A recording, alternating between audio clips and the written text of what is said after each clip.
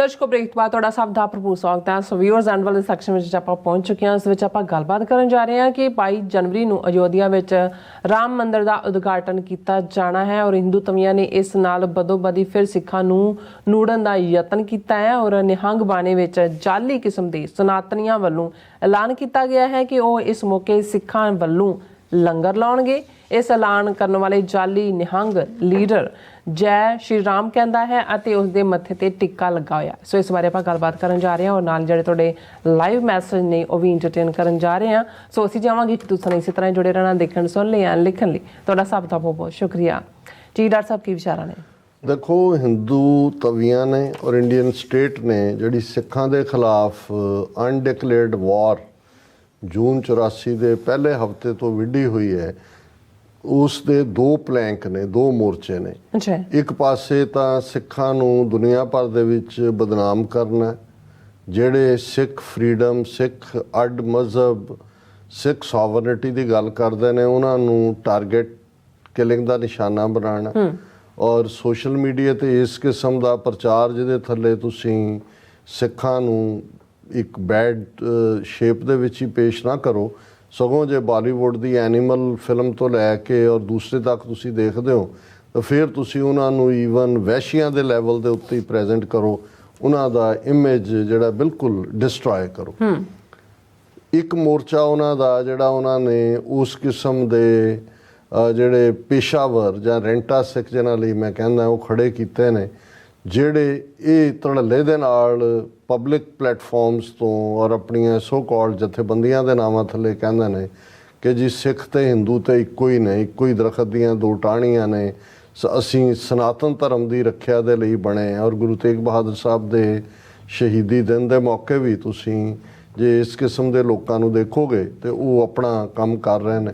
ਉਹਨਾਂ 'ਚ ਇੱਕ ਤਾਂ ਪੱਕੀ ਜਿਵੇਂ ਉਹ ਚਿੱਟੇ ਸਿਉਂਕ ਵਰਗੇ ਨਾਮਧਾਰੀ ਨੇ, ਉਹ ਤਾਂ ਬਿਲਕੁਲ ਹੀ ਉਹ ਹਵਨ ਵੀ ਕਰਦੇ ਨੇ ਔਰ ਉਹਨਾਂ ਦੇ ਤੁਸੀਂ ਅੱਜ ਕੱਲ੍ਹ ਬਹੁਤ ਵੋਕਲ ਉਹ ਆਪਣੇ ਆਪ ਨੂੰ ਸਨਾਤਨੀ ਹਿੰਦੂ ਸਾਬਤ ਕਰਨ ਤੇ ਲੱਗੇ ਹੋਏ ਨੇ।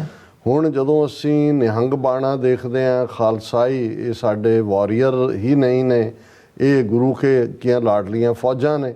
ਉਹਨਾਂ 'ਚ ਅਸੀਂ ਗੁਰੂ ਦਾ ਦੀਦਾਰ ਵੀ ਕਰਦੇ ਹਾਂ ਕਿਉਂਕਿ ਬਾਣੇ ਦੇ ਪੱਖੋਂ ਵੀ ਔਰ ਕੁਰਬਾਨੀ ਦੇ ਪੱਖੋਂ ਵੀ ਇੱਕ ਲਾਸਾਨੀ ਇਤਿਹਾਸ ਹੈ। ਪਰ ਦੂਸਰੇ ਪਾਸੇ ਅਸੀਂ ਇਹ ਵੀ ਦੇਖਦੇ ਹਾਂ ਕਿ ਵੀ ਇਹ ਜਿਹੜੀ ਮੋਸਟ ਕਲਰਫੁਲ ਅਟਾਇਰ ਹੈ ਔਰ ਜਿਹੜੀ ਉਹਨਾਂ ਦੀ ਡਿਸਟਿੰਕਟ ਲੁੱਕ ਹੈ ਸ਼ਸਤਰਾਂ ਦੇ ਔਰ ਸ਼ਸਤਰਧਾਰੀ ਹੋਣ ਦੀ, ਉਹਨੂੰ ਵੀ ਹਿੰਦੂ ਤਵੀ ਜਿਹੜੇ ਨੇ, ਵੈਸੇ ਤਾਂ ਕਾਂਗਰਸ ਵੀ ਯੂਜ਼ ਕਰਦੀ ਰਹੀ 47 ਤੋਂ ਬਾਅਦ, ਕਾਂਗਰਸ ਦੀਆਂ ਰੈਲੀਆਂ 'ਚ ਬਾਬਾ ਸੰਤਾ ਸਿੰਘ ਔਰ ਦੂਸਰੇ ਉਹਨਾਂ ਦੇ ਲੋਕ ਜਾਂਦੇ ਸੀ। ਫਿਰ ਅਸੀਂ ਕੁਛ ਰੌ ਰੀਤਾਂ ਜਿਹੜੀਆਂ ਸਨਾਤਨੀ ਇਹਨਾਂ ਦੀਆਂ ਪਰੰਪਰਾ ਦੇ ਵਿੱਚ ਅੰਗਰੇਜ਼ ਦੇ ਜ਼ਮਾਨੇ ਤੋਂ ਜਾਂ ਕਿਸੇ ਤਰੀਕੇ ਨਾਲ ਵੜੀਆਂ ਹੋਈਆਂ ਨੇ ਔਰ ਕੁਛ ਜਿਹੜੇ ਨੇ ਉਹ ਖੁੱਲ੍ਹ ਕੇ, ਇੱਕ ਪਾਸੇ ਸਾਡੇ ਉਹ ਨੇ ਜਿਨ੍ਹਾਂ ਨੇ ਫਾਰਮਰ ਐਜੀਟੇਸ਼ਨ ਦੇ ਵੇਲੇ ਪੂਰਾ ਡਟ ਕੇ ਪਹਿਰਾ ਦਿੱਤਾ ਔਰ ਨਾਲ ਖਲੋਤੇ ਔਰ ਉਹ ਇੱਕ ਬੜੀ ਵੱਡੀ ਗੱਲ ਸੀ, ਉਹਨਾਂ ਨੂੰ ਉਹਨਾਂ ਦਾ ਡਿਊ ਨਹੀਂ ਦਿੱਤਾ ਗਿਆ ਕਿ ਜੇ ਨਿਹੰਗ ਸਿੰਘ ਉੱਥੇ ਨਾ ਹੁੰਦੇ ਤੇ RSS ਨੇ ਕੀ ਕਰਨਾ ਸੀ।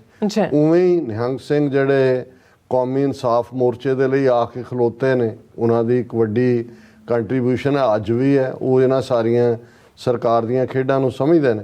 ਪਰ ਇਹ ਹਿੰਦੂ ਤੋਂ ਵੀ ਹਕੂਮਤ ਇਹ ਵੀ ਸਮਝਦੀ ਹੈ ਕਿ ਭਾਈ ਅਸੀਂ ਜਦੋਂ ਇਸ ਖਾਲਸਾਈ ਬਾਣੇ ਦੇ ਨਾਲ ਜੁੜੇ ਹੋਏ ਹਾਂ, ਗੁਰੂ ਕੀਆਂ ਲਾਡਲੀਆਂ ਫੌਜਾਂ ਦੇ ਨਾਲ, ਤੁਸੀਂ ਇਹਨਾਂ ਰਾਹੀਂ ਆਪਣਾ ਉਹ ਸਨਾਤਨੀ ਏਜੰਡਾ ਵੀ ਵਿੱਚ ਵਾੜੋ। ਸੋ ਇੱਕ ਜਦੋਂ ਇਹ ਬਾਬਰੀ ਮਸਜਿਦ ਵਾਲਾ ਕੇਸ ਪਾਰਲੀਮੈਂਟ ਦੇ ਵਿੱਚ ਜਿਹੜਾ ਇਹਨਾਂ ਦੇ ਅਦਾਲਤੀ ਸਾਰੇ 'ਚ ਚੱਲ ਰਿਹਾ ਸੀ, ਇੱਕ ਫੇਕ ਜਿਹੀ ਕਹਾਣੀ ਘੜ ਕੇ ਫੇਕ ਕੋਈ FIR ਕੱਢੀ ਇਹਨਾਂ ਨੇ ਕਿ ਜੀ 1897 ਦੇ ਵਿੱਚ ਜਾਂ ਪਤਾ ਨਹੀਂ 1905 ਦੇ ਵਿੱਚ ਨਿਹੰਗ ਸਿੰਘਾਂ ਦਾ ਇੱਕ ਗਰੁੱਪ ਜਿਹੜਾ ਅਯੁੱਧਿਆ ਤੋਂ ਲੰਘ ਰਿਹਾ ਸੀ, ਉਹ ਉਹਨਾਂ ਨੇ ਦੇਖਿਆ ਕਿ ਵੀ ਇਹ ਮਸਜਿਦ ਹੈ, ਇਹ ਤਾਂ ਮੰਦਿਰ ਹੈ ਰਾਮ ਜੀ ਦਾ, ਔਰ ਉਹ ਅੰਦਰ ਗਏ, ਉਹਨਾਂ ਨੇ ਅੰਦਰ ਜਿਹੜਾ ਉਹ ਪੂਜਾ ਵੀ ਕੀਤੀ, ਹਵਨ ਵੀ ਕੀਤਾ ਔਰ ਇੰਨੇ ਹਫ਼ਤੇ ਰਹੇ। ਉਹਨਾਂ ਦੇ ਖਿਲਾਫ ਜਿਹੜੀ ਆ ਫਿਰ ਸ਼ਿਕਾਇਤ ਕੀਤੀ ਗਈ ਲੋਕਲ ਮੁਸਲਮਾਨਾਂ ਵੱਲੋਂ ਇਹ ਹੈ।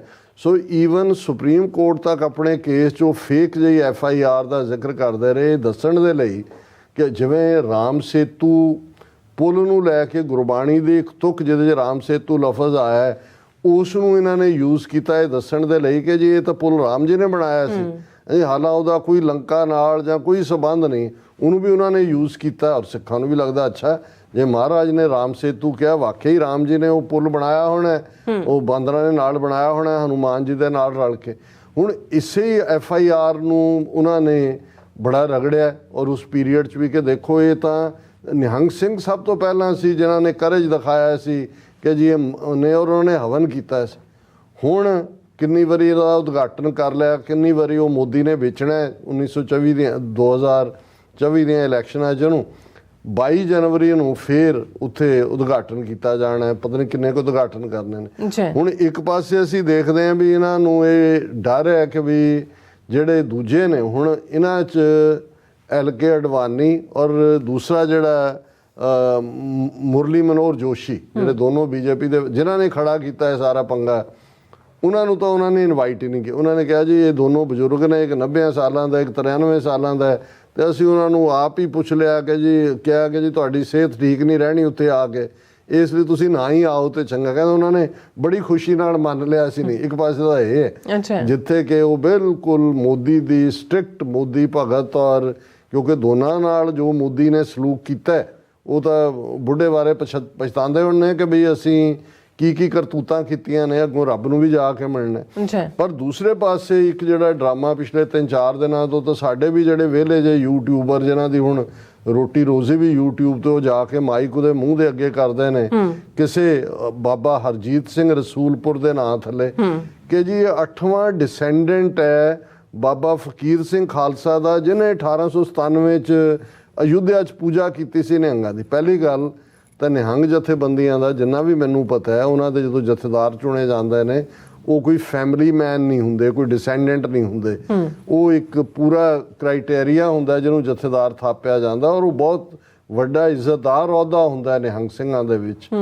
ਲੇਕਿਨ ਇਹ 8ਵਾਂ ਬਣ ਗਿਆ ਉਹਦਾ, ਕੋਈ ਹਰਜੀਤ ਸਿੰਘ ਨਾਂ ਦਾ, ਔਰ ਮੱਥੇ ਤੇ ਟਿੱਕਾ ਲਾਇਆ ਹੋਇਆ, ਇੱਕ ਅੱਜ ਤਲਵਾਰ ਹੈ, ਇੱਕ ਤਰਸ਼ੂਲ ਫੜਿਆ ਹੋਇਆ, ਔਰ ਉਹ ਕਰ ਕੀ ਰਿਹਾ, ਉਹਨੇ ਇਹ ਕਿਹਾ ਕਿ ਜੀ ਮੈਂ ਜਿਹੜਾ ਇੱਕ ਅਸੀਂ ਨਿਹੰਗਾਂ ਵੱਲੋਂ ਜਿੱਦਣ 22 ਜਨਵਰੀ ਨੂੰ ਉਦਘਾਟਨ ਕੀਤਾ ਜਾਣਾ ਅਯੁੱਧਿਆ ਦੇ ਵਿੱਚ ਅਸੀਂ ਲੰਗਰ ਲਾਉਣਾ ਬਹੁਤ ਵੱਡੇ ਪੈਮਾਨੇ ਤੇ, ਔਰ ਕਿਉਂਕਿ ਉਹਨਾਂ ਨੇ ਹੀ said he like his ancestors had true devotion and faith toward the Lord Ram, ਕਿ ਜਿਵੇਂ ਸਾਡੇ ਬਜ਼ੁਰਗਾਂ ਦਾ ਜਿਵੇਂ ਮਾਨੋ ਨਿਹੰਗ ਜਿਹੜੇ ਨੇ ਉਹ ਰਾਮਚੰਦਰ ਨੂੰ ਭਗਵਾਨ ਹੀ ਮੰਨਦੇ ਨੇ, ਇਹ ਉਹਨਾਂ ਦਾ ਇਹਦਾ ਕਹਿਣਾ ਕਿ ਜੀ ਅਸੀਂ ਵੀ ਆਪਣੇ ਵਾਂਗ ਉਹਨਾਂ ਦਾ ਕਰਦੇ ਹਾਂ, ਇਸ ਲਈ ਸਾਡੇ ਭਗਵਾਨ ਰਾਮ ਜੀ ਦੇ ਮੰਦਰ ਦਾ ਹੋ ਰਿਹਾ ਔਰ ਅਸੀਂ ਲੰਗਰ ਲਾਉਣਾ।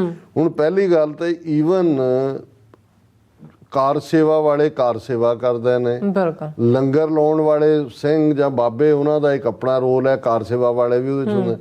ਇਹ ਅੱਜ ਤੱਕ ਨਹੀਂ ਸੁਣਿਆ ਕਦੇ ਕਿ ਜੀ ਕਿਤੇ ਨਿਹੰਗਾਂ ਨੇ ਲੰਗਰ ਲਾਇਆ। ਜੇ ਲੰਗਰ ਹੀ ਲਾਇਆ ਤਾਂ ਫਿਰ ਲੰਗਰ 'ਚ ਇਹਨਾਂ ਦੇ ਡਲੇ ਹੁੰਦੇ ਨੇ, ਫਿਰ ਉਹਨਾਂ ਨੂੰ ਡਲੇ ਖਵਾਓ ਜਾ ਕੇ ਰਾਮ ਦੇ ਭਗਤਾਂ ਨੂੰ। ਪਰ ਜਦੋਂ ਤੁਸੀਂ ਫਰਾਡ ਹੀ ਕਰਨਾ ਹੈ, ਔਰ ਇਹ ਕੌਣ ਹੈ ਬੰਦਾ, ਕਿੱਥੋਂ ਨਿਕਲ ਆਇਆ, ਕਿਹਦਾ ਡਿਸੈਂਡੈਂਟ ਹੈ, ਪਰ ਇਹਨੂੰ ਇੰਨਾ ਪ੍ਰਚਾਰਿਆ ਜਾ ਰਿਹਾ ਹੈ। ਔਰ ਜਿਹੜੀ ਰਹਿੰਦੀ ਸਹਿੰਦੀ ਕਸਰ ਹੈ ਉਹ ਆਪਣਿਆਂ ਨੇ, ਜਿਹੜੇ ਜਾ ਕੇ ਉੱਥੇ ਉਹ ਮਾਈਕ ਕਰਕੇ ਅੱਛਾ ਜੀ ਬਾਬਾ ਜੀ, ਹਾਂ ਜੀ ਅਸੀਂ ਤਾਂ ਟਿੱਕਾ ਵੀ ਲਾਇਆ, ਉਹਨੇ ਤਰਸ਼ੂਲ ਵੀ ਫੜਿਆ ਹੋਇਆ, ਔਰ ਈਵਨ ਫਿਰ ਸੋਸ਼ਲ ਮੀਡੀਆ ਤੇ ਉਹ ਸਿੱਖ ਨਾਵਾਂ ਵਾਲੀਆਂ ਆਈਡੀਜ਼ ਨਾਲ ਇਹ Sikh outfit from Punjab has requested permission to start round the clock langar seva at Shri Ram Janam Bhoomi Mandir in Ayodhya. If true, then permission should be granted as soon as ਕਿ ਉਹਨਾਂ ਨੂੰ ਦਿਓ ਜੀ permission round the clock। ਵੈਸੇ ਹਾਲਾਂਕਿ ਕਿਸੇ ਸਿੱਖ ਨੇ ਲਿਖਿਆ, ਉਹਨੇ ਕਿਹਾ there are a billion Hindus in India and only about 25 million Sikh. Can't any Hindu outfit serve food to their own people? ਵੀ ਬਿਲੀਅਨ ਹੋ ਤੁਸੀਂ, ਸਿੱਖ ਤੁਹਾਨੂੰ ਜਾ ਕੇ ਖਵਾਉਣਗੇ। ਪਰ ਕਿਉਂਕਿ ਉਹਨੂੰ ਇਹ ਪੂਰਾ ਐਡਵਰਟਾਈਜ਼ ਕਰਨਾ ਚਾਹੁੰਦੇ ਨੇ, ਕਿਉਂਕਿ ਸਿੱਖ ਦੇ ਹੱਥ ਤਰਸ਼ੂਲ ਵੀ ਹੋਏ ਤੇ ਬਾਣਾ ਵੀ ਖਾਲਸਾਈ ਹੋਏ ਤੇ ਮੱਥੇ ਤੇ ਟਿੱਕਾ ਵੀ ਲੱਗਾ ਹੋਏ ਤੇ ਜੈ ਸ਼੍ਰੀ ਰਾਮ ਵੀ ਕਹਿ ਰਿਹਾ ਹੋਏ, ਇਸ ਤੋਂ ਵੱਧ ਕੇ ਫਿਰ ਇਹੀ ਉਹਨਾਂ ਨੂੰ ਫਿਰ ਇਸ ਕਿਸਮ ਦੇ ਜਿਹੜੇ ਹਨੂਮਾਨ ਨੇ ਅੱਜ ਦੇ ਇਦਾਂ ਦੇ ਪਸੰਦ ਨੇ ਕਿ ਭਾਈ ਪੂਛ ਨੂੰ ਅੱਗ ਵੀ ਲਵਾਈ ਹੋਏ ਔਰ ਨਾਲ ਦੀ ਨਾਲ ਤੁਸੀਂ ਆਪਣੇ ਆਪ ਨੂੰ ਸਨਾਤਨ ਧਰਮੀ ਵੀ ਸਾਬਤ ਕਰ ਰਹੇ ਹੋ ਜੀ ਅਸੀਂ ਤਾਂ ਸਨਾਤਨ ਧਰਮ ਦੇ ਰੱਖਿਅਕ ਹਾਂ। ਔਰ ਇਹੀ ਉਹਨਾਂ ਦਾ ਸੋ ਇਹ ਟੂ ਪ੍ਰੋਂਗ ਵਾਰ ਇਹਨਾਂ ਨੇ ਵਿੱਢੀ ਹੋਈ ਹੈ। ਬਿਲਕੁਲ ਜੀ, ਰਾਜ ਸਾਹਿਬ ਤੁਹਾਡਾ ਬਹੁਤ ਬਹੁਤ ਧੰਨਵਾਦ। ਹੁਣ ਆਪਾਂ ਆਪਣੇ ਵਿਊਜ਼ ਦੇ ਜਿਹੜੇ ਮੈਸੇਜ ਨੇ ਉਹ ਲੈਣ ਜਾ ਰਹੇ ਹਾਂ। ਸੋ ਧਨਰਾਜ ਜੀ ਵਾਹਿਗੁਰੂ ਜੀ ਕਹਿੰਦੇ ਨੇ, ਔਰ ਜਤਿੰਦਰ ਸਿੰਘ ਜੀ ਕਹਿੰਦੇ ਨੇ ਉਹ ਵੀ ਫਤਿਹ ਬੁਲਾਉਂਦੇ ਨੇ। ਐਨ ਸੇਖੋ ਜੀ ਆਪਣੇ ਮਸਲ ਦਿਖਾ ਰਹੇ। ਮਨਜੀਤ ਸਿੰਘ ਜੀ ਵੀ ਫਤਿਹ ਬੁਲਾਉਂਦੇ ਨੇ। ਜਸਵੀਰ ਬਰਾਜ ਜੀ ਵੀ ਆਏ ਨੇ ਔਰ ਉਹ ਵੀ ਫਤਿਹ ਬੁਲਾਉਂਦੇ ਨੇ ਸਾਨੂੰ। ਰਣਜੋਤ ਸਿੰਘ ਵੀ ਖਾਲਸਾ ਜ਼ਿੰਦਾਬਾਦ ਕਹਿੰਦੇ ਨੇ। ਐਂਡ ਐਨ ਸੇਖੋ ਜੀ ਕਹਿੰਦੇ ਨੇ ਕਿ ਅਜੀਤ ਡੋਵਾਲ ਇਰਾਨ ਚੁੱਪ ਚਪੀਤੇ ਲੰਘ ਗਿਆ, ਕੀ ਕਾਰਨ ਹੋ ਸਕਦਾ? ਤੇ ਅਸੀਂ ਕਰਾਂਗੇ ਜ਼ਿਕਰ। ਇਹ ਅੱਜ ਕੱਲ ਜਿਹੜੀ ਹੈ ਉਹ ਕੋਈ ਗੁਪਤ ਡਿਪਲੋਮੇਸੀ ਚੱਲ ਰਹੀ ਹੈ ਕਈ ਪਾਸਿਓਂ ਜੀ। ਹਾਂਜੀ, ਪਰਮਿੰਦਰ ਕਹਿੰਦੇ ਖਾਲਸਾ ਜ਼ਿੰਦਾਬਾਦ। ਐਂਡ ਇਸੇ ਤਰ੍ਹਾਂ ਜੀਤ ਸੂਰਤੀਆ ਖਾਲਸਾ ਜ਼ਿੰਦਾਬਾਦ ਕਹਿੰਦੇ ਨੇ। ਕਸ਼ਮੀਰ ਜੀ ਕਹਿੰਦੇ ਨੇ ਕਿ ਵਾਹਿਗੁਰੂ ਜੀ ਕਾ ਖਾਲਸਾ ਵਾਹਿਗੁਰੂ ਜੀ ਕੀ ਫਤਿਹ। ਅਮਰੀਕਨ ਗੁਰਦੁਆਰਾ ਕਮੇਟੀ ਨੇ ਸਮੋਸੇ ਨੂੰ ਹੋਰ ਰਾੜਾ ਲਾ ਦਿੱਤਾ, ਚੰਗਾ ਕੰਮ ਕੀਤਾ ਹੈ ਜੀ। ਸੋ ਸਿੰਘ ਅੱਚਾ ਜੀ ਵੀ ਖਾਲਸਾ ਜ਼ਿੰਦਾਬਾਦ। ਕੁਲਦੀਪ ਸਿੰਘ ਜੀ ਹਾਂਜੀ। ਔਰ Satpal Verma ji, international relations are lead by national interests not by any ideas of flattering like Trudeau ਮਾਂ ਦਾ ਪੁੱਤ। ਹਾਂਜੀ, ਨਹੀਂ ਇਹ ਤਾਂ ਠੀਕ ਹੈ ਕਿ ਵੀ ਫਿਰ ਵੀ ਕੁਝ ਲੋਕ ਜਿਹੜੀ ਆਪਣੀ ਪਾਲਿਸੀ ਬੋਲਡ ਰੱਖਦੇ ਨੇ, ਹਾਲਾਂ ਉਹ ਜੋ ਕਰ ਰਹੇ ਨੇ ਆਪਣੇ ਨੈਸ਼ਨਲ ਇੰਟਰਸਟ ਹੀ ਕਰ ਰਹੇ ਨੇ। ਚਿੰਦਾ ਗਿੱਲ ਜੀ ਕਹਿੰਦੇ ਜੀ double run way from India. And Balwinder Uppal ਜੀ ਖਾਲਸਾ ਜ਼ਿੰਦਾਬਾਦ। ਸ਼ਿੰਦਾ ਗਿੱਲ ਜੀ ਫਤਿਹ ਬੁਲਾਉਂਦੇ ਨੇ। ਖਾਲਸਾ ਦੇਸ਼ ਪੰਜਾਬ ਜੀ ਫਤਿਹ ਬੁਲਾਉਂਦੇ ਨੇ ਸਾਨੂੰ। ਜਸਵੰਤ ਸਿੰਘ ਜੀ ਵਿਰਾਜ ਕਰੇਗਾ ਖਾਲਸਾ। ਐਂਡ ਅਮਰੀਕ ਸਿੰਘ ਵੀ ਸਾਨੂੰ ਫਤਿਹ ਬੁਲਾਉਂਦੇ ਨੇ। Sukhwinder Singh as usual Fateh and Khalsa ਜ਼ਿੰਦਾਬਾਦ। ਐਂਡ ਪੰਜਾਬ 5 ਰਿਵਰਸ ਲਿਖਦੇ ਨੇ ਡਾਕਟਰ ਅਮਰਜੀਤ ਸਿੰਘ ਜੀ, ਭੈਣ ਨੀਲਮ ਕੌਰ ਜੀ, ਸਮੂਹ ਪੰਥਕ ਜਥੇਬੰਦੀਆਂ ਨੂੰ ਫਤਿਹ ਜੀ। ਐਂਡ ਸਮੁੱਚੀ ਸਿੱਖ ਕੌਮ ਨੂੰ ਵਾਹਿਗੁਰੂ ਚੜ੍ਹਦੀ ਕਲਾ ਬਖਸ਼ਣ। And Nihang Singh ji, God bless US Surf, thanks US Surf ਉਹਨਾਂ ਨੇ ਕਿਹਾ, ਜਿਹੜੇ ਆਪਾਂ ਪਹਿਲਾ ਸੈਗਮੈਂਟ ਕੀਤਾ। And Harcharan Singh ji only Khalistan. ਅਵਤਾਰ ਸਿੰਘ ਖਾਲਸਾ ਜ਼ਿੰਦਾਬਾਦ ਕਹਿੰਦੇ ਨੇ। ਉਹਨਾਂ ਦੇ ਕਾਫੀ ਸਾਰੇ ਮੈਸੇਜ ਨੇ ਔਰ ਤੁਹਾਡੀ ਸਿਹਤਯਾਬੀ ਦੀ ਕਾਮਨਾ ਕੀਤੀ ਹੈ। ਔਰ ਕਹਿੰਦੇ ਆਪਾਂ ਪਹਿਲੇ ਦਿਨ ਤੋਂ ਤੁਹਾਡਾ ਸ਼ੋਅ ਦੇਖਦੇ ਹਾਂ, ਤੁਹਾਡੀ ਤਬੀਅਤ ਬਿਲਕੁਲ ਸਹੀ ਰੱਖੇ। ਧੰਨਵਾਦ। ਉਹਨਾਂ ਨੇ ਕਿਹਾ ਕਿ ਮੈਨੂੰ ਤੁਹਾਡੀ ਆਵਾਜ਼ ਬੜੀ ਅੱਛੀ ਲੱਗਦੀ ਹੈ, ਤੁਹਾਡਾ ਸ਼ੋਅ ਦੇਖ ਕੇ ਮੈਂ ਸੁਣਦਾ ਵਾਂ। ਧੰਨਵਾਦ, ਤੁਸੀਂ ਸਾਡੀ ਮੂਲ ਪੂੰਜੀ ਹੋ। ਕਹਿੰਦੇ ਕਦੀ ਮਿਸ ਨਹੀਂ ਕੀਤਾ ਤੁਹਾਡਾ ਸ਼ੋਅ। ਆਪਣਾ ਜਿਹੜਾ ਦਿਨ ਹੈ ਉਹ ਵੀ ਤੁਹਾਡੇ ਸ਼ੋਅ ਨਾਲ ਹੀ ਸ਼ੁਰੂ ਹੁੰਦਾ। ਸੁਖਵਿੰਦਰ ਸਿੰਘ ਜੀ ਵੀ ਫਤਿਹ ਬੁਲਾਉਂਦੇ। All about truth and Sikhism ਕਹਿੰਦੇ I have shared this program, thank you. And ਫਤਿਹ ਵੀ ਬੁਲਾਉਂਦੇ ਨੇ। ਅਮਰਜੀਤ ਸਾਨੀ ਵੀ ਫਤਿਹ ਬੁਲਾਉਂਦੇ ਨੇ। And Manjeet Singh ji TV84 good job, Khalsa ਜ਼ਿੰਦਾਬਾਦ। ਐਂਡ ਇਸੇ ਤਰ੍ਹਾਂ ਸੋਨਮੈਲ ਜੀ ਵੀ ਫਤਿਹ ਸਾਨੂੰ ਬੁਲਾਉਂਦੇ ਨੇ। ਸਭ ਦਾ ਬਹੁਤ ਬਹੁਤ ਸ਼ੁਕਰੀਆ ਜੀ ਡਾਕਟਰ ਸਾਹਿਬ। ਅੱਜ ਫੇਸਬੁੱਕ ਤੇ ਅਸਲ 'ਚ ਇੱਕ ਸੈਗਮੈਂਟ ਚੱਲਿਆ, ਫਿਰ ਬਲੌਕ ਹੋਇਆ, ਫਿਰ ਸ਼ਾਇਦ ਦੂਜਾ ਉਹਨਾਂ ਨੇ ਚਲਾਇਆ। ਸੋ ਕੁਝ ਮੈਸੇਜ ਇੱਕ ਤੇ ਨੇ, ਕੁਝ ਦੂਸਰੇ ਤੇ ਨੇ। ਅੱਛਾ। ਜਸਬੀਰ ਸਿੰਘ, ਪ੍ਰਭਦਿਆਲ ਸਿੰਘ, ਦੀਪ ਸਿੰਘ ਉਹਨਾਂ ਨੇ ਫਤਿਹ ਵੀ ਬੁਲਾਈ। ਔਰ ਜਸਬੀਰ ਸਿੰਘ ਉਹਨਾਂ ਨੇ ਲਿਖਿਆ ਇੱਕ ਇੰਡੀਅਨ ਆਕੂਪਾਈਡ ਪੰਜਾਬ ਓਨਲੀ ਹੱਲ ਆਜ਼ਾਦੀ ਖਾਲਿਸਤਾਨ ਰੈਫਰੈਂਡਮ ਰੋਡ ਮੈਪ। ਬਿਲਕੁਲ ਤੁਸੀਂ ਠੀਕ ਫਰਮਾ ਰਹੇ ਹੋ। ਦੀਪ ਸਿੰਘ ਕਹਿੰਦੇ ਨੇ ਹੁਣ ਇੱਕ ਬਲਾਤਕਾਰੀ ਰਸੂਲਪੁਰੀ ਮੂਰਖ ਜਿਸ ਨੇ ਨਿਹੰਗ ਦਾ ਬਾਣਾ ਪਾਇਆ ਆਪਣੇ ਚਮਚਿਆਂ ਨਾਲ ਲੰਗਰ ਲਾਵੇਗਾ। ਹਰਾਮ ਮੰਦਰ ਦੇ ਉਦਘਾਟਨ ਉੱਤੇ ਕੌਮ ਨੂੰ ਇਹੋ ਜਿਹਾਂ ਦੀ ਜੁੱਤੀ ਫੇਰਨੀ ਚਾਹੀਦੀ ਹੈ।